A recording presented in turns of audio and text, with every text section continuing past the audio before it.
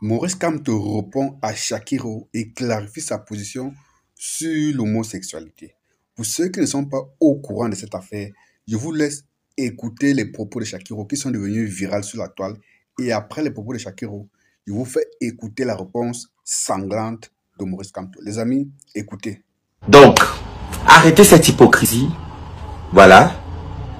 Déjà, moi, je parle très bien avec Maurice Kamto. J'ai déjà rencontré Maurice Kamto après ma libération conditionnelle via le biais de Aliscom.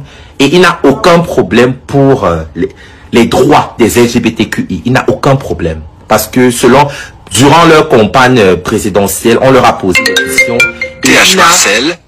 Et il n'a pas de problème avec tout ce qui est LGBT. Il est pour la dépénalisation de l'homosexualité. Le Cameroun est encore le seul pays en Afrique centrale. En Afrique centrale, le Gabon a dépénalisé. Le Tchad, la Guinée équatoriale, tout ces...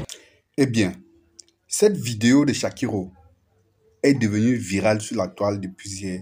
Et plusieurs Tchindas du régime en place utilisaient cette vidéo pour manipuler les Camerounais.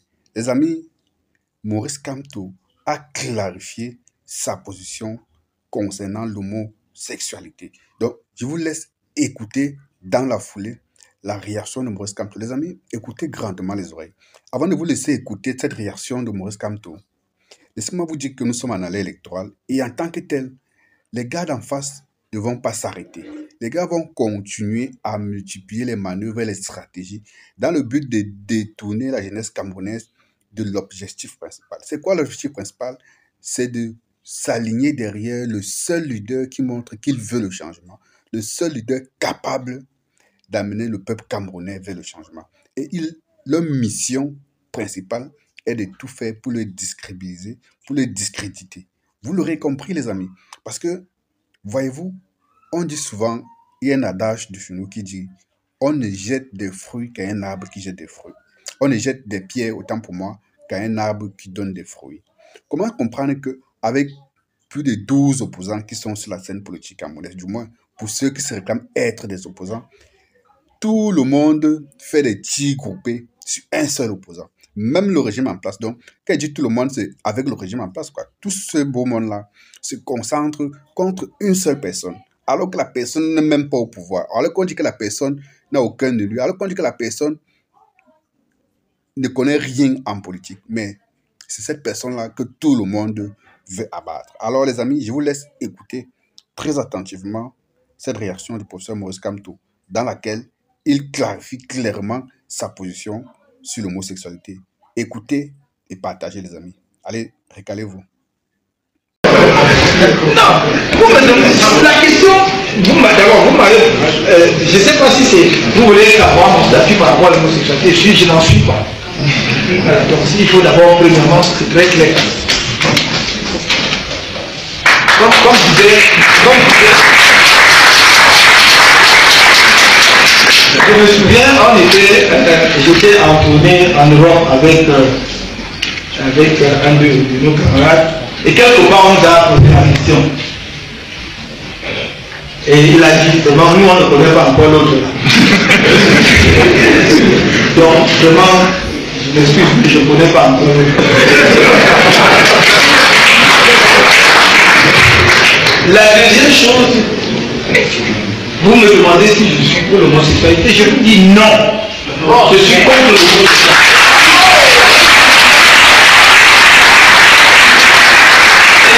Et je vais vous dire pourquoi. La première raison, c'est interdit par la loi.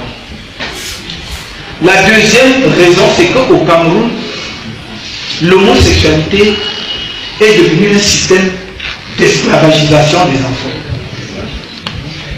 Même à l'université, l'enfant travaille, même pour qu'il soutienne son mémoire, il doit passer. Même pour qu'il soutienne sa tête, il doit passer. Là où la vérité, il doit passer. Nous connaissons tout cela. Les étudiants sont là, je ne vous apprends rien. Vous me posez même la question, pourquoi vous avez déjà appelé mon nom de la...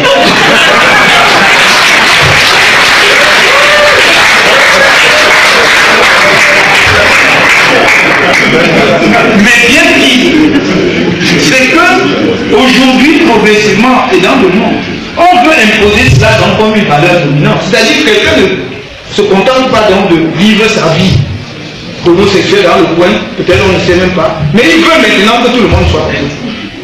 Et c'est ça que l'on ne peut pas accepter.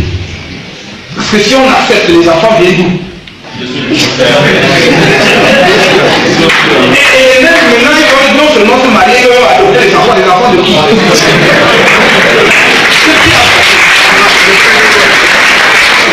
Donc il faut que ce soit vrai. Je ne sais pas pourquoi.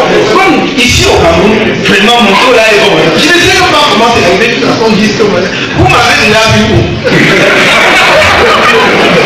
Donc, vraiment, cette histoire-là, ceux qui vous ont dit ça, c'est eux qui savent le chef. Mais si vous veulent ouvrir leurs histoires là, ce soir, moi, ça ne veut pas vraiment. Voilà. Donc, la quatrième raison, la troisième raison, c'est que c'est un grave problème de valeur. Bien sûr, on peut dire que certaines personnes naissent avec des enfants pour ceci.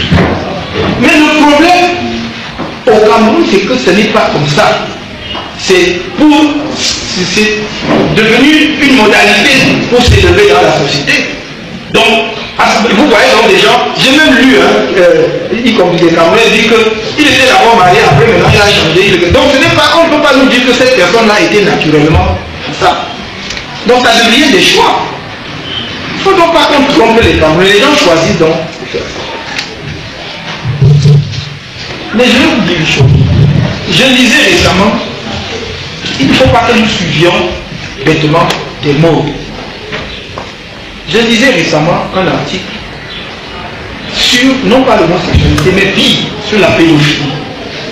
C'est la pédophilie, ce sont ceux qui entretiennent des relations avec des enfants. Garçons et filles avec des enfants. Et cet article disait que dans les années 80, en France, il y avait je crois, deux artistes ou deux hommes de culture qui avaient été interpellés pour pédophilie. Et il y a eu tout un mouvement, une levée de bouclier de beaucoup d'intellectuels de l'époque.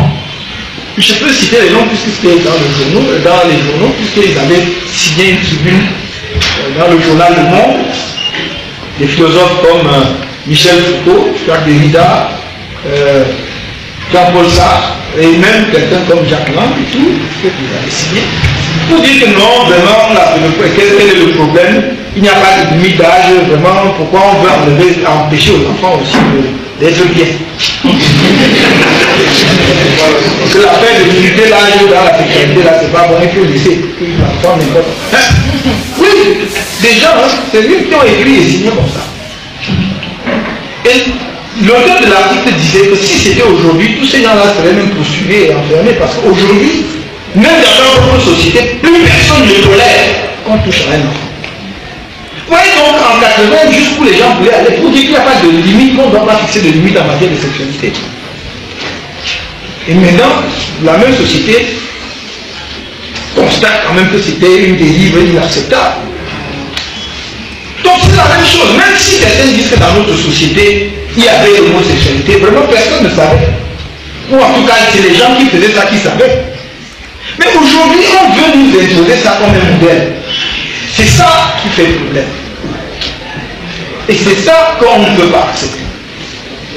Et donc voilà, je crois que c'est disant, si vous sortez de cette salle aujourd'hui en disant que vous ne savez pas ce que j'ai dit sur l'homosexualité, c'est que vous voulez ma tête.